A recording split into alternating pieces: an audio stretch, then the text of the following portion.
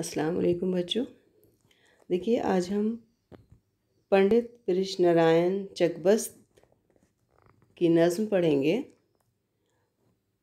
तो आज तो पहले उनका थोड़ा सा तारुफ आपको करा दें। 1882 में उनकी पैदाइश हुई और 1926 में उनकी वफ़ात हुई।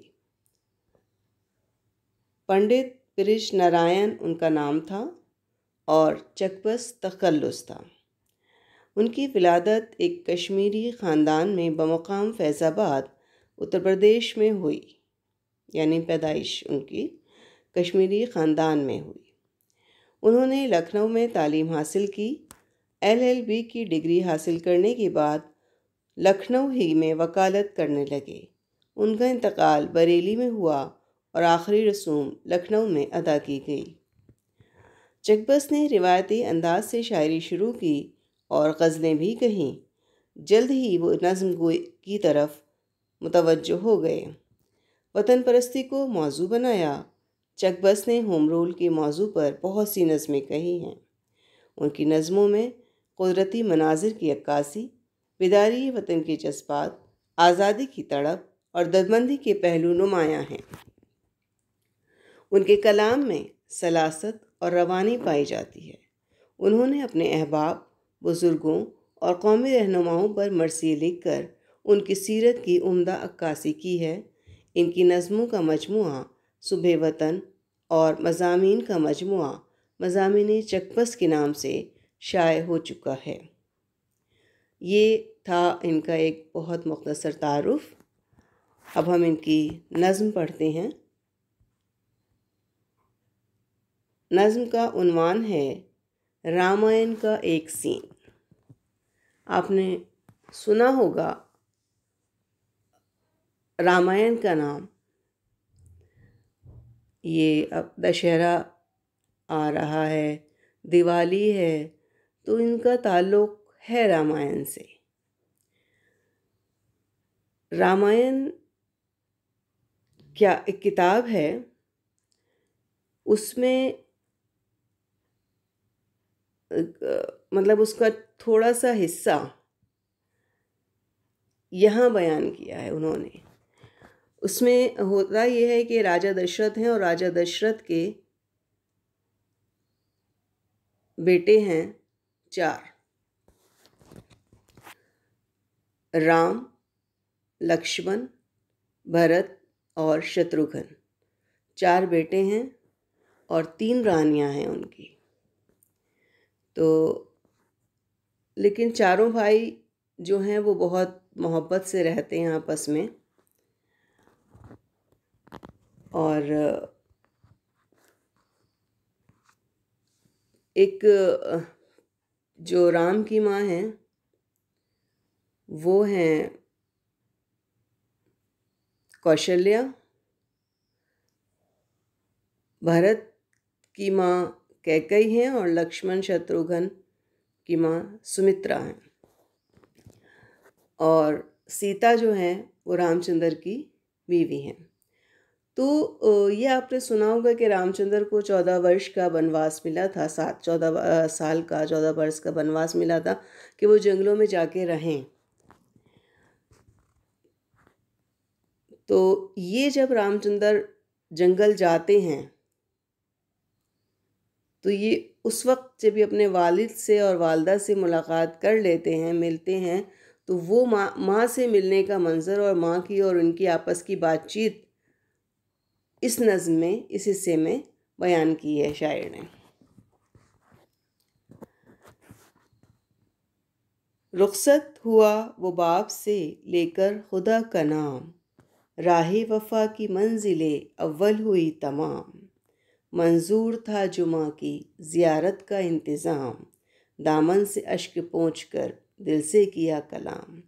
इजहार बेकसी से सितम होगा और भी, देखा हमें उदास तो गम होगा और भी। क्या है कि रामचंद्र जो हैं वो जंगल या वनवास जाने से पहले अपने वालिद से मिलने जाते हैं और वालिद से मिलकर रुखसत होकर आते हैं कि राह वफा की मंजिल अव्वल हुई तमाम, कि पहली मंजिल जो है वो पार कर ली। 14 साल जंगलों में जाना और भटकना और रहना मंजूर, अब उन्हें किससे मिलना था? माँ से मिलना था। मंजूर था जो माँ की ज़ियारत का इंतज़ार। अब माँ से भी मिलना था, माँ की भी ज़ियारत करनी थी। दामन से अश्क पोंछकर दिल से किया कलाम, कि अब उन्होंने जो वालिद से मिलते वक्त आँखों में जो आंसू आए थे, उन आंसुओं को अपने दामन से पोंछा, साफ किया और अपने दिल में कहा, इजहार बेकसी से सितम होगा और भी, देखा हमें उदास तो गम होगा और भी। क्या कह रहे हैं कि अगर मेरे किसी अमल से या फेल से या मेरे चेहरे से बेकसी का एहसास हो गया माँ को, तो उन्हें और ज़्यादा गम होगा। जाहिर है एक माँ अपने बच्चे को जंगल में भटकने के लिए कैसे छोड़ सकती है? न माँ छोड़ सकती है, न बाप छोड़ सकता है। लेकिन राजा दशरथ जो थे वो किन्हीं हालात की वजह से इतने मजबूर हो गए थे कि उन्हें रामचंद्र को जंगलों में भेजना पड़ा। खुशी से नहीं भेजा था, कोई नहीं भेज सकता, लेकिन वो एक वादे के पाबंद हो गए थे, जिस वजह से उन्हें अपने बेटे को, सबसे बड़े बेटे को, जंगलों में भटकने के लिए भेजना पड़ा।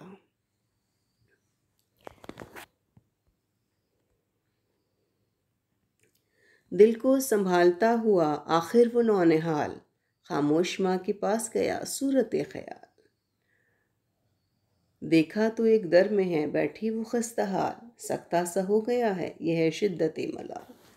तन में लहू का नाम नहीं जर्द रंग है, गोया बशर नहीं कोई तस्वीर संग है। कहते हैं कि अब उन्होंने अपने दिल को संभाला। दिल को संभालते हुए रामचंद्र अपनी माँ के पास पहुँचते हैं। ये लड़का, ये नौजवान लड़का, और जिसने अभी जो भी बहुत कम उम्र था, और वो अपनी माँ के पास पहुँचा खामोश, बिल्कुल एक ख्याल की सूरत में, बहुत खामोशी से वहाँ गया और देखा कि माँ जो है वो एक दर में बैठी हुई है। दर जैसे आपने देखा होगा बड़े बड़े घरों में जैसे सहन और आंगन वगैरह होते हैं तो बड़े बड़े दर होते हैं। दरवाजे को कहते हैं। एक दरवाजे में महल के वो बैठी हुई है और बहुत खस्ता हाल है, मतलब बहुत कमज़ोर, बहुत लाग़िर, बहुत ज़्यादा परेशान दिखाई दे रही है। सख्ता सा हो गया है यह शिद्दत मलाल। सख्ता कहते हैं कि एकदम से शॉक्ड हो जाना, मतलब एक सख्ते की कैफियत में कि वो न देख रही है, न हिल रही है, न सुन रही है कुछ, बस एक तरफ आंखें टिकाए और देख रही है कहीं खलाओं में दूर, और उसे किसी चीज़ का मतलब एहसास नहीं हो रहा है। ऐसा महसूस हो रहा है कि वो गम जो है वो उस पर बहुत बड़ा एकदम ऐसे उसके होशो हवास ख़त्म हो गए, खो गए हैं कहीं, वो अपने हवासों में नहीं है, सख्ते में बैठी है बिल्कुल।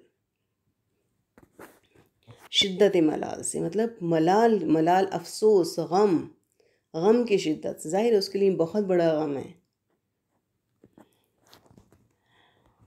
तन में लहू का नाम नहीं जर्द रंग है, गोया बशर नहीं कोई तस्वीर संग है। ऐसा लग रहा है कि जैसे उसके जिस्म से एक एक खून की बूंद निचोड़ ली गई है। उसके जिस्म में खून का नाम नहीं है, तन में लहू का नाम नहीं, तन में लहू का नाम नहीं, जर्द रंग, एकदम पीला पड़ा हुआ है रंग, और ऐसा लगता है कि जैसे जिस्म से खून की एक एक बूंद निचोड़ ली गई है। गोया बशर नहीं कोई तस्वीर संग है, और ऐसा है, लगता है कि जैसे ये कोई इंसान नहीं, बशर इंसान को कहते हैं, बशर नहीं कोई तस्वीर संग है, यानी पत्थर की मूर्ति है। क्या जाने किस ख्याल में गुम थी वो बेगुनाह, नूरे नज़र पे दी दे हसरत से की निगाह। कि वो बेगुनाह, जिसने कोई गलती नहीं की, जिसने कोई गुनाह नहीं किया, और उसके बावजूद उसको इतनी बड़ी सज़ा दी जा रही थी, उसके लिए सज़ा ही है ये। तो उसने अपने बेटे पर बड़ी हसरत भरी निगाह डाली। नूरे नज़र बेटे को कहते हैं, और दीदे हसरत यानी हसरत भरी निगाह। दीदा से मुराद है आँख, नज़र।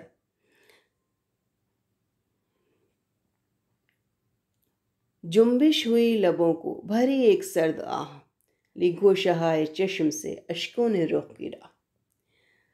जुम्बिश, हिलना। कह रहे हैं जुम्बिश हुई लबों को भरी एक सर्द आह। बेटे की तरफ देखा बड़ी हसरत भरी निगाह से, और उसके बाद उसके होंठों को हल्की सी जुम्बिश हुई, यानी उसके होंठ हिले हल्के से, और होंठों ने एक सर्द आह भरी, ठंडी आह।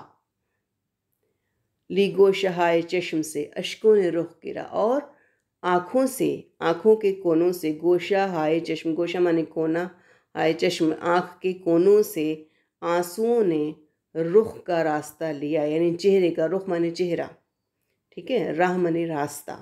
कह रहे हैं कि आँखों से आंसू चेहरे की तरफ बहने लगे। चेहरे का रंग हालते दिल खोलने लगा, हर मुए तन जुबां की तरह बोलने लगा। कह रहे हैं कि आँखों से आंसू बहने शुरू हुए तो दिल की हालत जाहिर हो गई, चेहरे से दिल की हालत जाहिर हो गई। अभी तक जाहिर नहीं हो रही थी, अभी तक कुछ पता ही नहीं चल रहा था, वो एकदम सकते में बैठी थी, शॉक्ड थी, ठीक है। तो अब उसके चेहरे से उसकी दिल की हालत अया होने लगी, जाहिर होने लगी, और ऐसा लग रहा था कि जैसे जिस्म का रुआं रुआं ज़ुबान बन गया है। इतनी तकलीफ़ उसके चेहरे पे ज़ाहिर हो रही थी, इस तरह से वो रो रही थी। हर मुए तन ज़ुबान की तरह बोलने लगा। जिस्म का हर हिस्सा एक रुआं रुआं काँप रहा था, ज़ुबान की तरह ज़ुबान बन गया था, ऐसा लग रहा था। रोकर कहा, खामोश खड़े क्यों हो मेरी जान, मैं जानती हूँ जिस लिए आए हो तुम यहाँ। माँ ने कहा, रो रही थी, और रोते रोते उसने कहा कि खामोश क्यों खड़े हो, मुझे पता है तुम यहाँ क्यों आए हो, किस लिए आए हो। सबकी खुशी यही है तो सहरा को हो रवां, लेकिन मैं अपने मुंह से न हरगिज़ कहूँगी हाँ। उसने कहा कि अगर सब लोग यही चाहते हैं, सबकी खुशी इसी में है कि तुम जंगलों में जाओ और भटको, तो ठीक है, चले जाओ, लेकिन मैं अपने मुंह से नहीं कहूँगी तुम्हें जाने के लिए। किस तरह बन में आँखों के तारे को भेज दूँ, जोगी बना के राज दुलारे को भेज दूँ। कहती है कि किस तरह मैं अपने बच्चे को वन में, जंगलों में भेज दूँ। आँख का तारा बहुत प्यारा, ठीक है, आँख का तारा होना बहुत प्यारा होना मुहावरा है। तो कहती है कि किस तरह वन में आँखों के तारे को भेज दूँ, कि मैं अपने इतने प्यारे बेटे को जंगलों में भटकने के लिए कैसे भेज दूँ, एक जोगी बना के।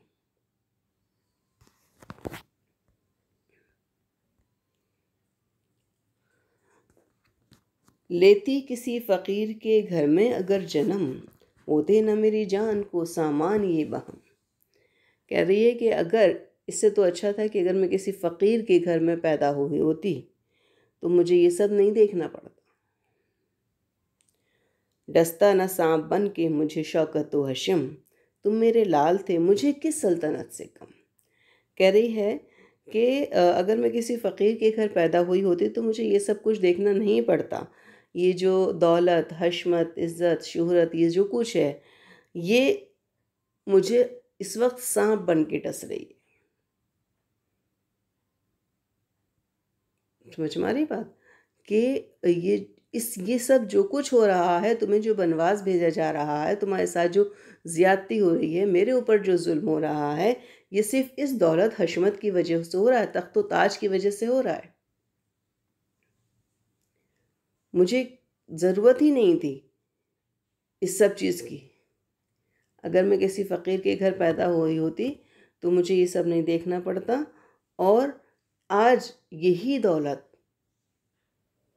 मुझे सांप बन के डस रही है। तुम मेरे पास होते, मेरा बेटा मेरे पास होता, मुझे किसी सल्तनत की ज़रूरत नहीं थी, मुझे किसी सल्तनत मतलब मेरे लिए किसी चीज़ की कमी नहीं थी।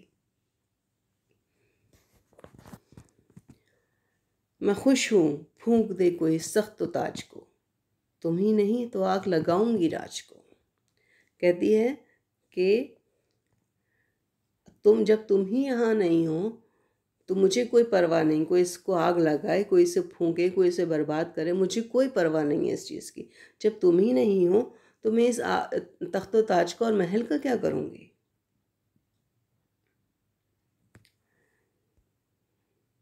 देखिए, ये माँ का दिल है तो जाहिर है वो अपने दिल की जो भी बात है वो यहाँ जाहिर कर दे। सजद हुए थे मुझसे खुदा जाने क्या गुनाह, मझधार में जो यूँ मेरी कश्ती हुई तबाह। कह रही है कि पता नहीं मुझसे ऐसे कौन से गुनाह सरजद हुए थे, ऐसे कौन से मैंने गुनाह किए थे कि जिनकी वजह से मंझधार मतलब अभी ज़ाहिर है ज़िंदगी गुजारनी है, और यूँ ज़िंदगी में बिल्कुल बीचों बीच आके, बीच में एक दौराहे पे खड़ी है, बीच में कह रही है कि यहाँ आके कि मेरी कश्ती तबाह हो गई। यानी ज़िंदगी जो है वो यहाँ आके इस दौर में, इस जगह पर आकर मेरी ज़िंदगी ऐसे तबाह हो गई, बिल्कुल जैसे इस तरह से तबाह हो गई जैसे देखिए मंझधार होती है, जब साइक्लोन आता है तो जब उसमें अगर कोई भंवर आ जाए खुदा ना खास्ता, और उसमें कोई कश्ती या जहाज़ वगैरह फंस जाए तो फिर वो तबाह बर्बाद हो जाता है, ख़त्म हो जाता है। तो इसी यही बात यहाँ पे कर रही है कि मंझधार में जो यूँ मेरी कश्ती हुई तबाह, कि मेरी ज़िंदगी यूँ इस तरह बीच में तबाह हो गई है, ख़त्म हो गई है। ज़ाहिर है उसका एक ही बेटा और उसे भी जंगलों में भटकने के लिए भेजा जा रहा है, तो उसकी माँ की ज़िंदगी फिर क्या रह जाएगी, कुछ भी नहीं रहेगी भाई। वो ख़ुद कैसे सुकून से रह सकती है। आती नज़र नहीं कोई अमनो अमा की राह, अब यहाँ से कूचो तो अदम में मिले पना। कह रही है कि अब मुझे कोई अमन व अमान का, कोई सुकून का रास्ता, कोई जगह नज़र नहीं आती, कोई ज़रिया नज़र नहीं आता कि मैं किस तरह से एक सुकून से, चैन से यहाँ रहूं। अब तो बस ये है कि अब यहाँ से कूच हो, यानी इस दुनिया से अगर मैं जाऊं यहाँ से, यानी मर जाऊं, तो फिर मुझे अदम में पनाह मिले। अदम, दूसरी दुनिया जहाँ जाके इंसान वापस नहीं आता। मर जाऊं कि मतलब अगर मैं यहाँ से मुझे मौत आएगी, यहाँ से मैं जाऊंगी तो मुझे दूसरी दुनिया में जाके सुकून मिलेगा। बस एक यही सोच रही हूँ कि यहाँ तो मुझे अब सुकून नहीं मिलेगा, यहाँ तो मेरी दुनिया ख़त्म हो चुकी है एक तरह से। तक़सीर मेरी खालिक़ आलम बहल करे, आसान मुझ गरीब की मुश्किल अजल करे। कि मुझसे जो कुछ भी ख़ता हुई है, गलती हुई है, कोताही हुई है, खालिक़ आलम यानी दुनिया बनाने वाला खालिक़ अल्लाह ताला मेरी उस गलती को माफ़ करे और मुझ गरीब की मुश्किल को आसान कर दे।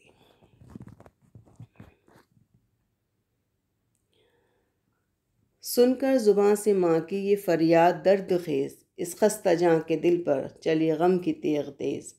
कि अपनी माँ की ज़ुबान से ये दर्द भरी दास्तान सुनकर जो एक खस्ता जाँ, मतलब ज़ाहिर है वो भी उसकी भी हालत गैर हो रही थी, रामचंद्र की भी हालत गैर हो रही थी, और माँ की जो दर्द भरी दास्तान थी उसने और ज़्यादा उन्होंने ढाल कर दिया था। तो जब माँ की सारी बातें और उनकी जज्बात और उनके सब ख़यालात और सोच उनकी बातें सुनी, तो उनके दिल पर ऐसा लगा कि जैसे किसी ने आरी चला दी, तलवार से ज़ख्मी कर दिया। इस खस्ता जाँ के दिल पर चली गम की तेग़ तेज़, कि गम जो था वो और ज़्यादा बढ़ गया और ऐसा लगा कि जैसे किसी ने दिल पर तलवार चला दी है, तेग़ तलवार। आलम ये था करीब के आंखें हों अश्करेज़, लेकिन हज़ार ज़ब्त से रोने से की गुरेज़। इतनी तकलीफ़ हुई उनको, उनके दिल को माँ की बातें सुनकर इतना दुख हुआ। पहले गमगीन था तो इतना दुख हुआ कि बस आँखों से आंसू निकलने रह गए थे। आलम ये था कि आलम ये था करीब के आंखें हों अश्करेज़, कि बस ये था कि आँखों से आंसू निकलने ही वाले थे, लेकिन हज़ार ज़ब्त से रोने से की गुरेज़। लेकिन उन्होंने अपने आप को रोक लिया, अपने आंसुओं को रोक लिया, ज़ब्त कर लिया अपने ऊपर, अपने जज्बात पर, अपनी तकलीफ़ को रोक लिया रोने से, कि किसी तरह बस आँख से आंसू ना निकल जाएं। क्यों? सोचा यही कि जान से बेकस गुजर न जाए, नाशाद हमको देख के माँ और मर न जाए। उन्होंने सोचा कि अगर मेरी बेकसी या मेरी बेबसी मेरी माँ के सामने ज़ाहिर हो गई तो मेरी माँ बेमौत मर जाएगी। अगर उसे ये एहसास हो गया कि मैं खुश नहीं हूँ तो मेरी माँ जिंदा नहीं रहेगी। क्योंकि रामचंद्र तो ज़ाहिरी तौर पर ये दिखा रहे थे कि वो खुश हैं अपने बाप के फैसले से, लेकिन कौन जंगलों में जाके भटकना चाहता है और कौन अपने माँ बाप को छोड़ के जाना चाहता है। ना औलाद छोड़ के जाना चाहती है और ना माँ बाप भेजना चाहते हैं। इस तरह से परेशानियाँ उठाने के लिए, तकलीफ़ें उठाने के लिए आप सोचिए कि आपके पेरेंट्स यहाँ से आपको अपने घर आपको घर से और ट्यूशन और स्कूल और कहीं दूसरी जगह किस तरह से भेजते हैं, या जॉब के लिए, नौकरी के लिए, पढ़ने के लिए जब आप जाते हैं, ज़ाहिर है आपका मुस्तकबिल है, वो आपको रोकते नहीं हैं, लेकिन उनका दिल वहीं लगा रहता है। और ये आप उस वक्त, और आपके पास तो हर ऐश होता है, हर आराम होता है, हर सुकून होता है, हर राहत होती है,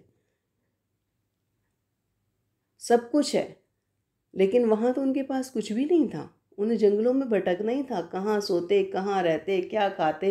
और 14 साल, 1 दिन, 2 दिन, 4 दिन, हफ्ता भर, 10 दिन होते, 14 साल।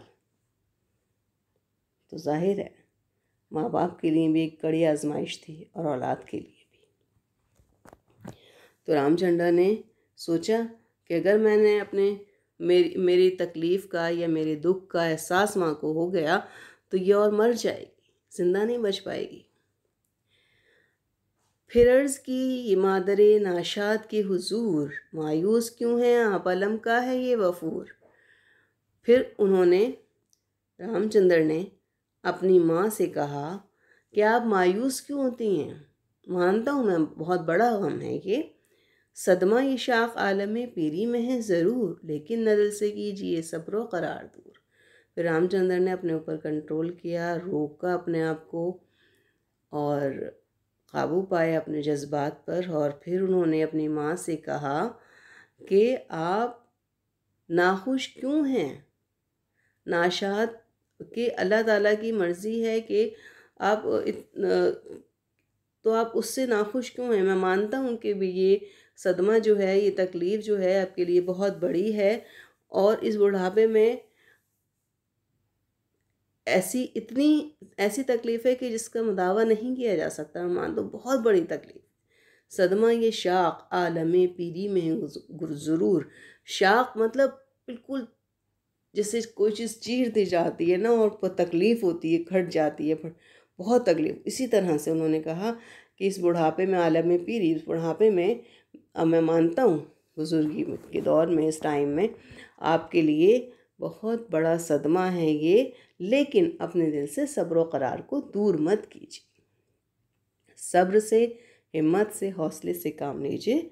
शायद ख़ज़ां से शक्ल आया हूँ बहार की, कुछ मसलहत इसी में हो परवरदिगार की।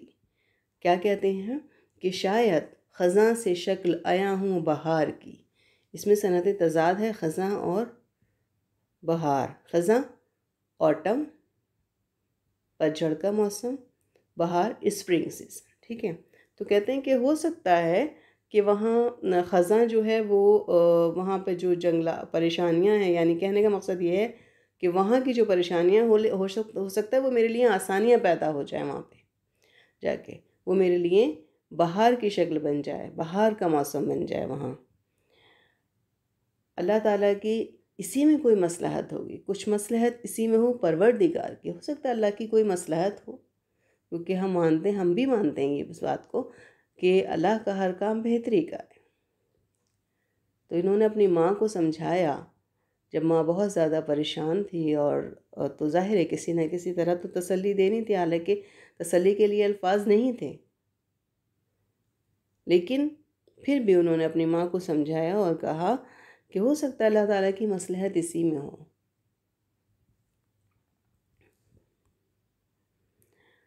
पड़ता है जिस गरीब पे रंजो महन का बार, करता है उसको सब्र अता आप किरदगार। मायूस हो के होते हैं इंसान गुनहगार, जानते नहीं वो दानाए रोज़गार। इंसान उसकी राह में साबित कदम रहे, गर्दन वही है अमरे रज़ा में जो खम रहे। कह रहे हैं कि वो गरीब से मुराद इंसान ही है कि वो पड़ता है जिस गरीब पर रंजो महन कबार के, जो दुख तकलीफ़ और परेशानी के इंसान पर आती है जब, तो उसको सब्र भी अल्लाह ताला ही देता है। देखिए इंसान की ज़िंदगी में सिर्फ़ खुशियाँ ही नहीं हैं, सिर्फ़ सुकून ही नहीं है, बहुत बड़ी-बड़ी परेशानियों से, बहुत बड़ी-बड़ी आज़माइशों से इंसान को गुज़रना पड़ता है,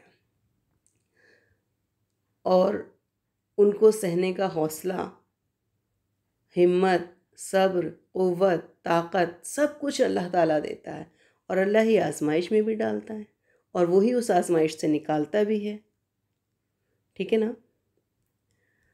तो और अगर वो आज़माइश से ना निकाले तो दुनिया ही ख़त्म हो जाए,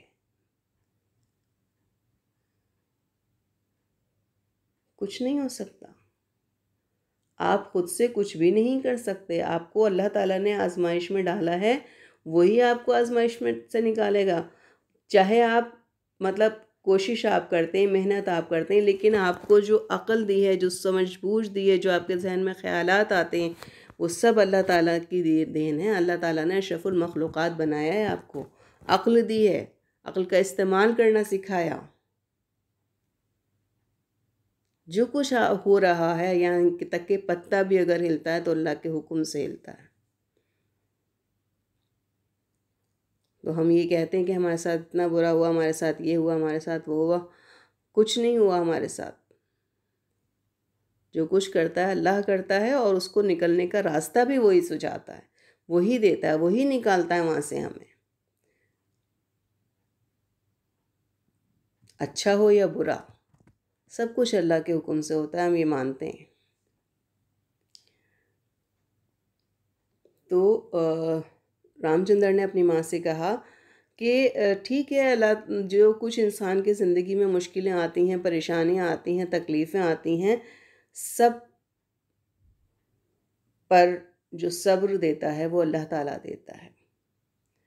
सब्र भी देता है, हिम्मत भी देता है, हौसला भी देता है, उनको बर्दाश्त करने की क़ुव्वत भी देता है, और तकलीफ़ जो देता है वो भी वही देता है। मायूस इंसान जो है वो उसकी कुदरत से या उसके बताए हुए फ़ैसले से मायूस जब हो जाता है, उसके फ़ैसले से पे हमें मायूस नहीं होना चाहिए।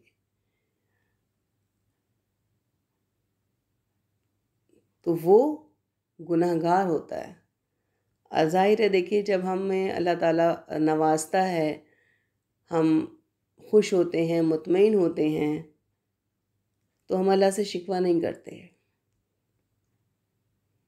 लेकिन जहाँ ज़रा-सी परेशानी आई, हम अल्लाह से शिकवे शिकायत करने शुरू हो जाते हैं।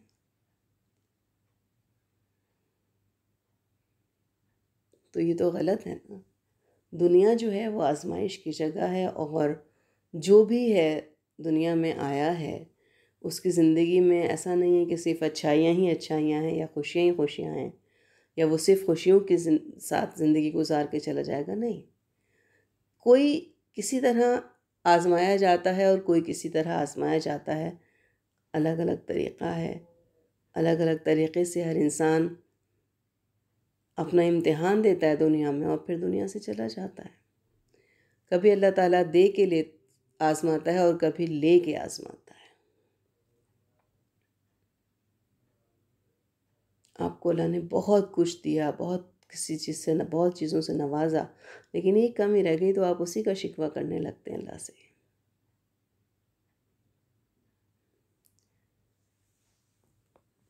तो कहते हैं कि इंसान जो है वो ये अल्लाह का फ़ैसला है और अल्लाह ताला के फ़ैसले से मायूस होकर इंसान उससे शिकायत करके शिकवा करके अपने आप को गुनहगार करता है। ये बात वो जानते ही नहीं है जो ख़ुद को अक्लमंद कहते हैं। इंसान उसकी राह में साबित कदम रहे, गर्दन वही है अमरे रज़ा में जो खम रहे। कह रहे हैं इंसान को अपने साबित कदम रहना चाहिए, हिम्मत नहीं हारनी चाहिए, हौसला नहीं आना चाहिए, अल्लाह से लौ लगाए रहने चाहिए, अल्लाह पर भरोसा रखना चाहिए। ख़ुद पर भरोसा हो, अल्लाह पर भरोसा हो तो फिर हर मुश्किल सर कर जाता है इंसान, हर मंजिल अपनी पहुंच जाता है अपनी मंजिल तक। और वही इंसान बेहतर है जो अल्लाह ताला की बात मानता रहे, अल्लाह की मर्ज़ी में खुश रहे, अल्लाह की रज़ा के साथ राज़ी रहे। वही इंसान सुकून से रहता है। ठीक है, आगे चलिए। अक्सर रियाज करते हैं फूलों पे बाग़बां, है दिन की धूप रात की शबनम उन्हें गरां। कहते हैं कि अक्सर फूलों पर बाग़बान बहुत मेहनत करता है। देखिए बाग़ है, माली जो है वो बाग़बान जो है वो अपने बाग़ के साथ कितनी मेहनत करता है, एक एक फूल, एक एक कलम, एक एक कली को देखता है, उसका ख्याल रखता है, पानी का, धूप का, हर चीज़ का।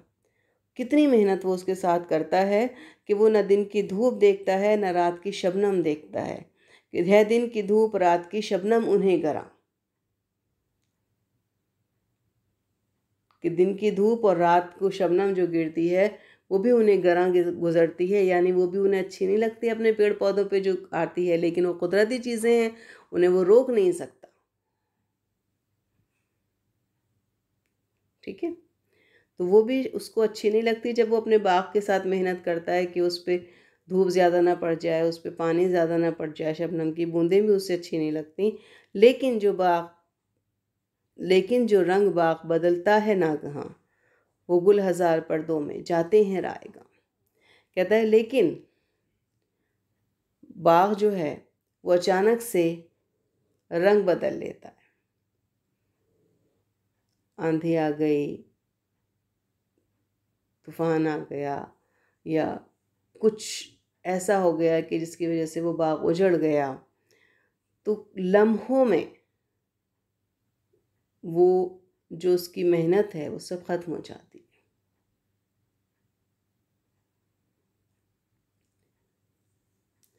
हज़ार कोशिश के बावजूद वो गुल हज़ार पर्दों में जाते हैं रायगा, यानी वो फूल जिनके साथ उसने बहुत मेहनत की होती है, वो फूल लम्हों में रायगा हो जाते हैं, बेकार हो जाते हैं, ख़त्म हो जाते हैं। रखते हैं जो अज़ीज़ उन्हें अपनी जान की तरह, मलते हैं दस्तयास वो बरके ख़ज़ां की तरह। कहता है कि वो लोग जो इन्हें अपनी जान की तरह अज़ीज़ रखते हैं, जान से ज़्यादा प्यारा रखते हैं, जान की तरह उनकी हिफाजत करते हैं, वो इस बाग के तबाह होने पर हाथ मलते रह जाते हैं और कुछ नहीं कर सकते। अफसोस से बरगे ख़ज़ां की तरह, यानी जब ख़ज़ां का मौसम आता है तो ये जो बागों में, देखिए बागों में बहार आती है तो फूल खिलते हैं, कलियां महकती हैं, ठीक है, परिंदे चहचहाते हैं, लेकिन जब ख़ज़ां का मौसम आ जाता है तो ये सब सूख जाता है, उजड़ जाता है। ऑटम, पतझड़ का मौसम जब आता है तो इसकी सारी मेहनत ख़त्म हो जाती है, रायगन चली जाती है। लेकिन वो फिर मेहनत करता है और उसे पता होता है कि ख़ज़ां का मौसम आएगा तो ये सब सूख जाएगा, उजड़ जाएगा, लेकिन उसके बावजूद वो मेहनत करता है उनके साथ।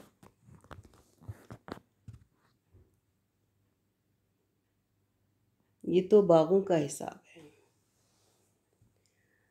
लेकिन जो फूल खिलते हैं सहरा में बेशुमार, मौकूफ़ कुछ रियाज पे उनकी नहीं बहार। कह रहे हैं लेकिन ये तो बागों का था कि बाग में तो भाई पौधा बीज डालेगा, उसकी पेड़ पौधों का ख्याल रखेगा, पानी का, धूप का, शबनम का, हर चीज़ का ख्याल रखेगा। लेकिन ऐसे भी फूल हैं जंगल में खुद ब खुद उगाते हैं और वहाँ बाहर दिखलाने लगते हैं। वहाँ जो पेड़ पौधे और फूल खिलते हैं उनके साथ कोई मेहनत नहीं करता, कोई उन्हें जाके पानी नहीं देता, कोई उन्हें धूप से नहीं बचाता, कोई उनकी हिफाजत नहीं करता, कोई उनकी रखवाली नहीं करता। वो खुद ब खुद उगाते हैं कहीं भी और वहाँ जंगल में बाहर का समा हो जाता है। देखो ये कुदरत चमन आराए रोज़गार, वो अब्रो बादो बर्फ़ में रहते हैं बरकरार।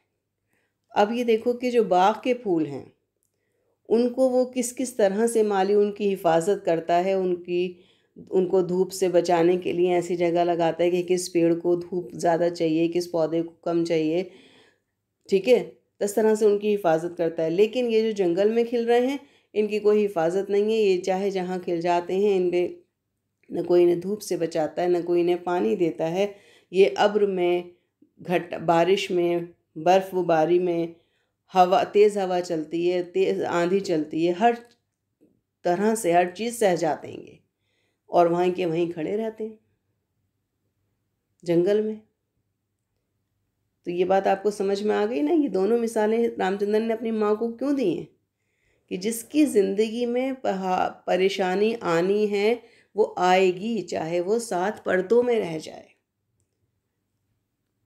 चाहे वो कहीं भी छुप जाए, लेकिन अल्लाह ने अगर उसके लिए परेशानी लिखी है तो वो ज़रूर आएगी उसके पास, उससे वो बच नहीं सकता। और अगर अल्लाह ताला ने उसके लिए सुकून लिखा है, आराम लिखा है, तो उसे कोई परेशान नहीं कर सकता। जिस तरह से बाग में पौधे हैं, फूल हैं, लेकिन ख़ज़ां के मौसम से वो बच नहीं सकते, इसी तरह से जंगल के जो पेड़ पौधे हैं उन्हें कोई नहीं उगाता, लेकिन वो ऐसे ही बाहर बिखेर देते हैं, ज़िंदगी के आसार हो जाते हैं उनके। होता है उन पे फजल जो रब्बे करीम का, मौजे सुमूम बनती है झोंका नसीम का। और उन पेड़ पौधों पर अल्लाह ताला का करम होता है कि उनके लिए वो तेज़ शिद्दत भरी धूप, गर्मी और लू, मौजे सुमूम गर्म हवा, लू जो है वो उनके लिए एक नसीम के झोंके की तरह आ जाती है। नसीम सुबह की ठंडी हवा को कहते हैं। तो कह रहे हैं कि वो गर्म हवा उनके लिए ठंडी हवा बन जाती है, वो उन्हें उस तरह फ़ायदा पहुंचाती है, उस तरह सुकून देती है। अल्लाह का हुक्म है,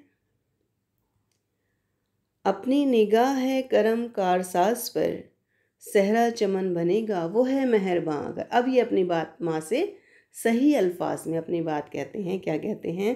पहले तो माँ को बहुत सी मिसालें दी, समझाया, और अब क्या कहते हैं? अपनी निगाह है करम कारसाज पर, सहरा चमन बनेगा वो है मेहरबान अगर। कि अब आप ये देखिए कि अल्लाह के कामों में किसी को दखल नहीं है, अल्लाह ताला की मर्ज़ी है। देखिए अगर वो मुझ पर मेहरबान है तो मेरे लिए वो जंगल भी किसी बाग से कम नहीं होगा, वो जंगल भी मेरे लिए मेहरबान बन जाएगा। जंगल हो या पहाड़, सफ़र हो कि हज़र, कि चाहे वो जंगल हो या पहाड़ हो, सफ़र में हो इंसान या कहीं ठहरा हुआ है, सराय में है, घर में है, मकान में, कहीं भी है, इंसान रहता नहीं वो हाल से बंदे के बेखबर, कि अल्लाह ताला कभी भी अपने बंदों से बेखबर नहीं रहता, चाहे वो कितनी भी परेशानी में हो, चाहे वो सुकून से हो, आराम से हो, परेशानी में हो, तकलीफ़ में हो, कहीं भी हो इंसान, उसका बंदा अल्लाह ताला उसकी हालत से, उसकी कैफियत से कभी भी बेखबर नहीं रहता। उसका करम शरीक अगर है तो गम नहीं, दामाने दश्त दामने मादर से कम नहीं। कहते हैं कि अगर अल्लाह ताला का करम मुझ पर है तो मुझे कोई गम नहीं है। उसका करम शरीक अगर है तो गम नहीं, कि अगर अल्लाह ताला की नज़र हम पर है तो हमें किसी चीज़ का गम नहीं है, तकलीफ़ नहीं है, कोई परेशानी नहीं है। तो मेरे लिए या मुझ पर अल्लाह का करम है तो मेरे लिए वो जंगल भी माँ की गोद से कम नहीं है। दामाने दश्त दामने मादर से कम नहीं, मादर माँ को कहा है, दश्त जंगल, कि जंगल जो है वो भी मेरे लिए माँ की गोद से कम नहीं है। ठीक है, ये रामायण का एक सीन नज़्म हमारी थी चकबस की, ये हमने पढ़ ली है। और इसमें सवाल जवाब आप ये देख लीजिए इसके।